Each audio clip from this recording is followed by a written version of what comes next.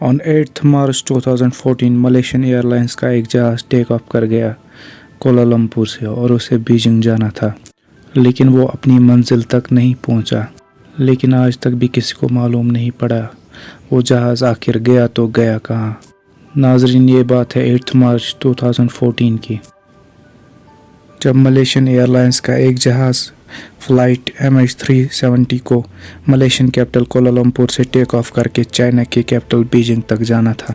और इस फ़्लाइट में 2 पायलट, 10 कैबिन क्रू और 227 पैसेंजर्स मौजूद थे, और जिनमें से ज़्यादातर पैसेंजर्स का ताल्लुक चाइना से था।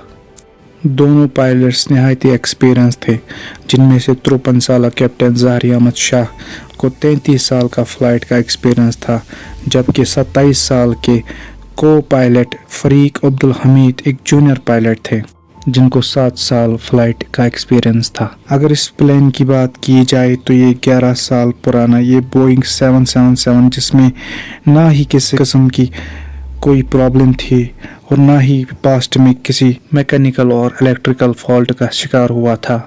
बताने का मकसद कि ये है कि ये मलेशिया और चाइना के दरमियान चलने वाली बिल्कुल एक नॉर्मल फ़्लाइट थी, जो रोज़ाना 5 घंटे और 34 मिनट को मलेशिया से चाइना या फिर चाइना से मलेशिया वापस जाती थी। लेकिन आज का दिन इस फ़्लाइट के लिए किसी भी तरह नॉर्मल नहीं था, बल्कि अब नॉर्मल से भी बढ़कर कुछ था। फ़्लाइट MH370 को सिर्फ 5 घंटे और 34 मिनटों के लिए परवाज़ करनी थी, लेकिन टेक ऑफ से पहले इसमें ज़रूरत से ज़्यादा फ्यूल डाला गया, जिससे वो 7 घंटे और 41 मिनटों तक फ्लाई कर सकती थी, यानी अपने रिक्वायरमेंट से भी 2.25 घंटे ज़्यादा था। और ऐसा करना भी एयरलाइंस की एक रूटीन प्रैक्टिस होती है, ताकि ख़राब मौसम की वजह से या किसी एमरजेंसी की वजह से प्लेन को किसी और जगह डाइवर्ट करना पड़े तो उसके लिए फ्यूल मौजूद हो।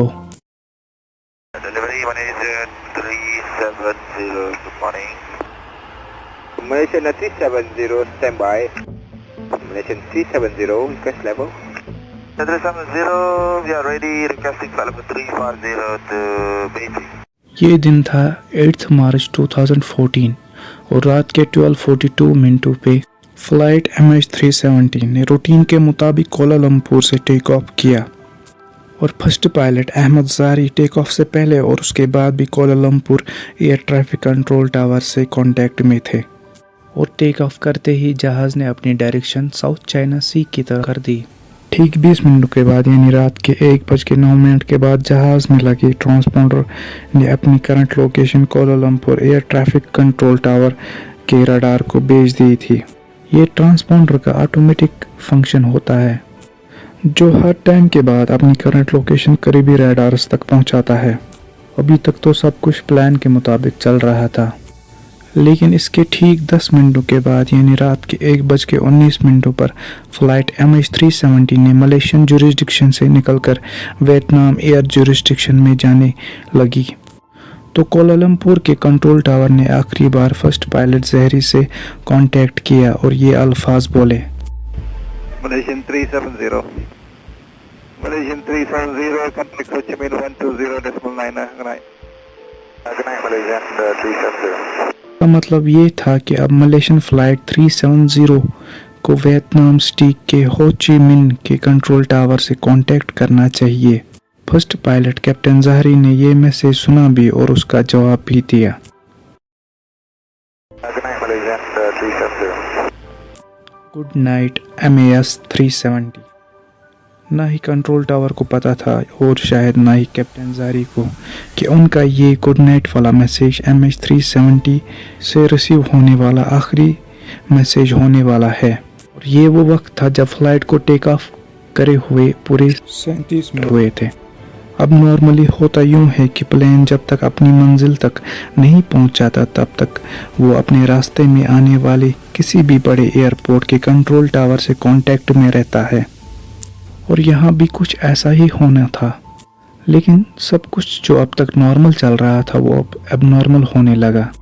अपनी मैसेज के ठीक 8 मिनटों बाद 1:21 पर फ़्लाइट MH370 अचानक रडार से गायब हो गई, यानी कोलालमपुर और हो ची मिन दोनों के रडार से ये प्लेन पूरी तरह से गायब हो चुका था। और अब ये बात कोलालमपुर टावर के लिए बिल्कुल भी नॉर्मल थी। क्योंकि उन्होंने समझा प्लेन वियतनाम के एयर स्पेस में दाखिल हो गई है। इसी वजह से उनके रडार से प्लेन गायब हो गया। लेकिन जब हो ची मिन्ह कंट्रोल टावर ने फ्लाइट MH370 को अपनी रडार से गायब होते देखा तो उनको कुछ गड़बड़ लगी और उन्होंने फौरन कैप्टन से खैरियत मालूम करने के लिए वायरलेस किया, तो आगे से किसी ने भी कोई जवाब नहीं दिया। अगले 18 मिनटों तक हो ची मिन्ह टावर MH370 से कांटेक्ट करने की कोशिश कर रहा था, लेकिन कैप्टन की तरफ से कोई जवाब नहीं आया। और तभी हो ची मिन्ह टावर ने कोलालमपुर टावर से कांटेक्ट किया और उनको इसके बारे में बताया। अब नॉर्मली इस कंडीशन में 1 घंटे के अंदर अंदर रेस्क्यू सेंटर को इन्फॉर्म करना होता है, लेकिन कोलालमपुर कंट्रोल टावर ने पूरे 4 घंटों के बाद एरोनॉटिकल रेस्क्यू कोऑर्डिनेशन सेंटर को इन्फॉर्म किया और तब तक बहुत देर हो चुकी थी। सुबह के 6:15 बजे हो चुके थे और यही वो टाइम था जब MH370 को बीजिंग में लैंड करना था। एक उम्मीद थी कि जहाज अपने वक्त पर लैंड कर जाए, पर वहां से भी कोई अच्छी खबर नहीं आई। तभी सुबह के 6:32 पर ठीक उस जगह जहां प्लेन गायब हुआ था वहां एक सर्च ऑपरेशन शुरू किया गया, जिसमें 7 मुल्कों की 34 शिप्स और 28 एयरक्राफ्ट्स ने फ्लाइट MH370 को गल्फ ऑफ थाईलैंड और साउथ चाइना सी में ढूंढना शुरू किया। लेकिन बदकिस्मती से वहां प्लेन का नामो निशान नहीं मिला।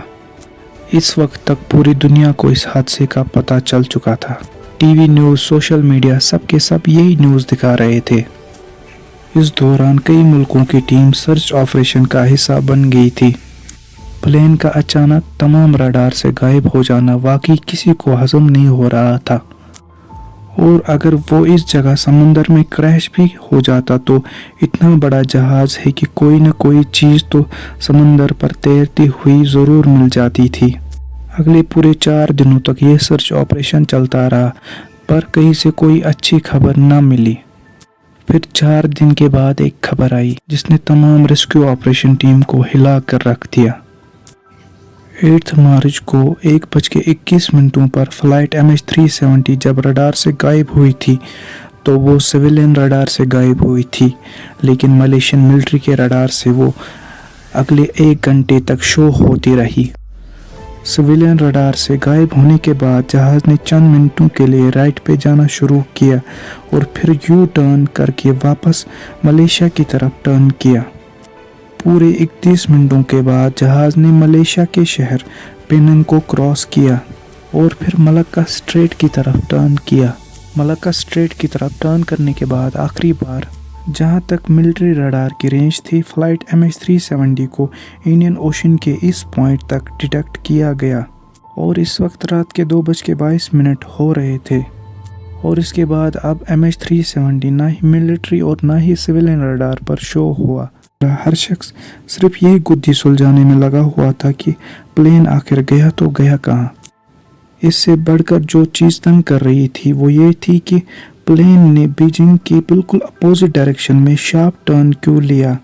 जो रेस्क्यू टीम पहले गल्फ ऑफ थाईलैंड और साउथ चाइना सी में प्लेन ढूंढ रही थी वो अब इंडियन ओशन के इस हिस्से में ढूंढना शुरू हो गई।